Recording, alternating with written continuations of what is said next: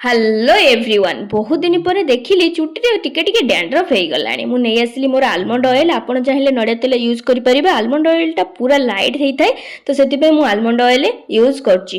ଆପଣ ଆପଣଙ୍କ କ୍ୱାଣ୍ଟିଟି ହିସାବରେ ତେଲ ନେବେ। ଆଉ ମୁଁ ଏଥିରେ ଗୋଟେ କର୍ପୁର ଆଡ୍ କରୁଛି। କର୍ପୁରକୁ ପକେଇ ଦେଇଥିଲି ତେଲରେ, ସେ କିଛି ସମୟ ଭିତରେ ପୁରା ମେଲ୍ଟ ହେଇଯାଇଥିଲା। ମେଲ୍ଟ ହେବା ଭିତରେ ମୁଁ ସେ ତେଲଟାକୁ ନେଇକି ମୋର ଚୁଟିର ପୁରା ସ୍କାର୍ଫରେ ପୁରା ଲଗେଇ ଦେଇଥିଲି। ଲେନ୍ଥରେ ଲଗେଇ ନଥିଲି, କେବଳ ସ୍କାର୍ଫରେ ହିଁ ଲଗେଇଥିଲି। ଡ୍ୟାଣ୍ଡ୍ରଫ୍ ଯେହେତୁ ସ୍କାର୍ଫରେ ଥାଏ, ପୁରା ସ୍କାର୍ଫରେ ଲଗେଇ ଦେଇଥିଲି। ଲଗେଇଲା ସାରିଲା ପରେ 1 ରୁ 2 ଘଣ୍ଟା ପୁରା ଟୋଟାଲି ଛାଡ଼ି ଦେଇଥିଲି। ଛାଡ଼ି ସାରିଲା ପରେ ମୋର ଏଠି ବାଲ୍ଟି ଫୁଲ୍ ହେଇଯାଇଥିଲା ଆକ୍ୱାଗାର୍ଡ ପାଣିରେ।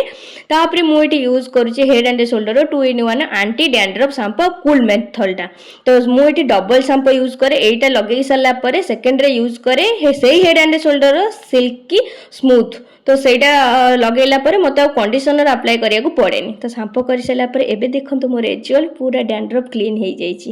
ଆପଣ ନିଶ୍ଚିନ୍ତ ଭାବେ ଟ୍ରାଏ କରନ୍ତୁ। ଭିଡ଼ିଓଟି ଭଲ ଲାଗିଥିବ। Thank you.